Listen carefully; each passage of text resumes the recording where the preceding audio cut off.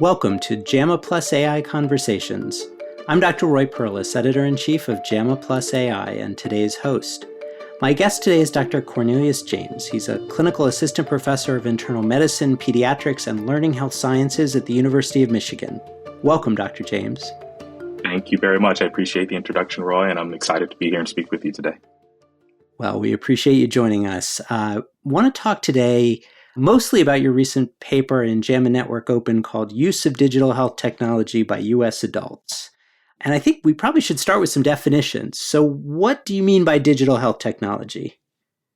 A digital health technology, it can include technologies like the patient portal or mobile health applications. It may include the telehealth encounters. So those are things that are considered digital health technologies, but these are basically technologies that are going to allow one to perhaps view their health data, track their health data. It may also allow them to communicate with their healthcare provider.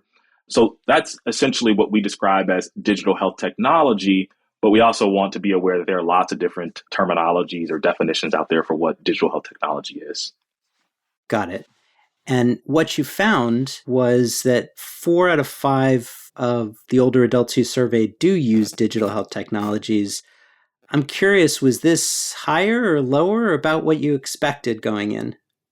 We know that smartphone use is increasing amongst all populations in the US. It does tend to be a little bit lower amongst older adults. But when you look at things like Pew Research polls and so on, when you look at those who are about 65 years of age or older, they suggest that about 61% of older adults use a smartphone. And granted, we did include individuals that were 50 to 80 years of age, but I would agree that that number that we got in our study, it was a little bit higher than we expected. So I'm honored to be included among the older adults. I could have been in your survey, but just barely, just barely. It's interesting that you mentioned Pew because I definitely get the sense in grant reviews, in manuscript reviews, that people have the sense that older adults can't use technology, won't use technology. Why do you think there's such a perception that older people don't use technology? Wow, I really appreciate that question. And I would just kind of add to not only the can't use, don't use, but perhaps even not interested in using. And unfortunately, I think that kind of originates from just prior biases. That's the issue that I think we kind of face here. So when you have those biases related to age, but then you also add on top of that, as you can see within our studies, some of the other demographics or characteristics of individuals that would allow us to state that they are part of a historically marginalized population, then you can see where it becomes even more concerning when it comes to clinician recommending and or patients adopting digital health technologies, because we talk about not only age, but then also other characteristics or factors that could place a person at increased risk or make it so that they are even more vulnerable. So I'm interested when you say clinicians recommending or doctors recommending that people use these things, because one of the things I read in your study was that the most commonly used digital health technology in the folks you surveyed were these patient portals. And as someone who dreads using the patient portal at my hospital, that was as surprising as anything to me. Do you have a sense of why it was especially appealing or accessible to the folks in your study compared to other digital health technologies? Is it just that they have to use the portal, whereas they have a choice about other things? Or is there some reason that that was the most used? Right. So I'm a primary care physician, as you mentioned, and I believe access is the biggest thing, right? I think very similar to many of the other industries or things that we're seeing in our current society, access is key, and access to your physician or the health system that you're receiving care in, that's appealing to many. So when you are able to use something like a patient portal to access various types of information, to view your data, to track your data, and to also send messages to your primary care provider or other providers, that's appealing. And I believe that that's why we saw more use of the patient portal than we did some of the other digital health technologies as we described them in our study. And is that why you think that you also found that people who lived outside of metropolitan areas were more likely? Actually, you found the opposite. You found if you lived outside of a city, you were less likely to use these digital technologies. Right. And that's really interesting. Shouldn't it be the opposite? Shouldn't they be the ones who need that digital health access more? Yeah, another great point, right? So we talk about potentially vulnerable populations, and this is one of the things I think is really important in this study. Very similar to other populations, the younger population, there are some things that are kind of similar in that patients who are in rural communities or who are part of other demographic groups, lower income, et cetera, less likely, right, to use these technologies. And I would agree that those are the populations that we should certainly be targeting because of those issues related to access. But we have to also consider when we talk about digital health technologies, we're also talking about a need for internet in many cases, right? And not only internet, but solid internet access. And then you kind of think about things like, okay, yeah, cell phone uses or smartphone use is increasing. And there's studies suggesting that patients who are part of some minoritized groups, more specifically, people who are part of minoritized racial and ethnic groups, that they use their cell phone for internet more so than non-minoritized racial groups do, right? Because broadband internet is expensive. And we think about broadband internet in places where, we talk about lower income. We talk about places where maybe the satellite signal is not as strong as we'd like it to be. So I'm kind of thinking about some of those more rural communities. And perhaps that's the type of thing that's contributing to lower use amongst individuals that are a part of rural communities. Our study suggested that individuals from non-Hispanic Black populations are more likely to use digital health technologies. But then we have other studies suggesting that when it comes to using the internet, something is like the internet to access health information, individuals from minoritized racial and ethnic groups, they tend to be less likely to use the internet for that reason. And again, there are lots of different reasons why that could be. But, it's just something that we have to kind of keep in mind as we figure this out and ensure that those who really need to be using this technologies have access to them.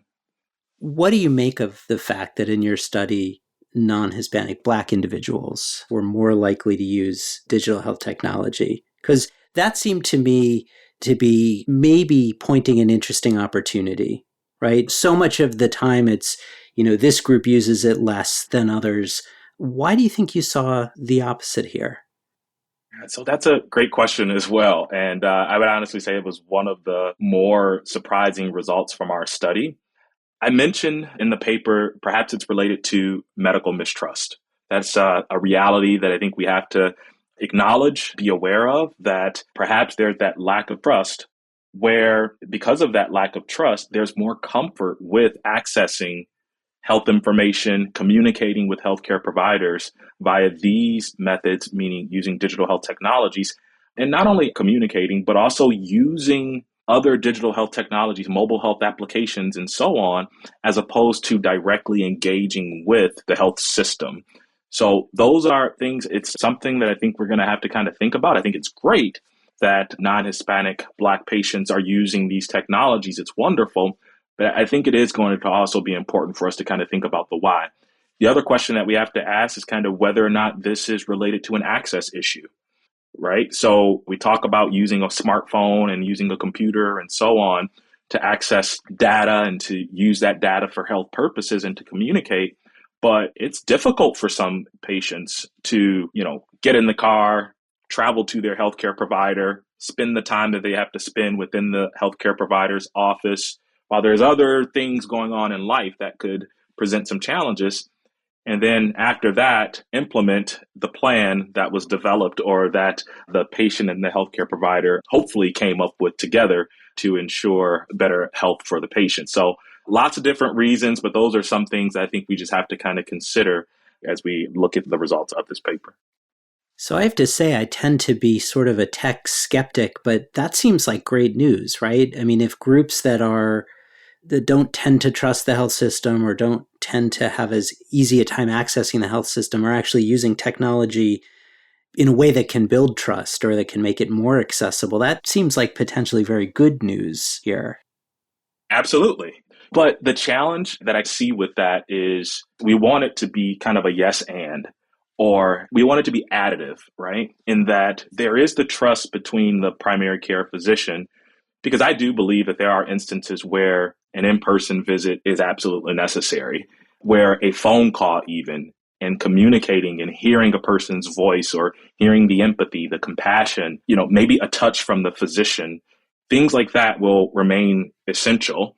But I do believe that there are instances, and this is something that we're going to have to kind of figure out as a healthcare community, there are instances where perhaps that's not as necessary, and a portal message or a telehealth encounter, or even suggesting that the patient use a mobile health application to communicate data to and from the physician.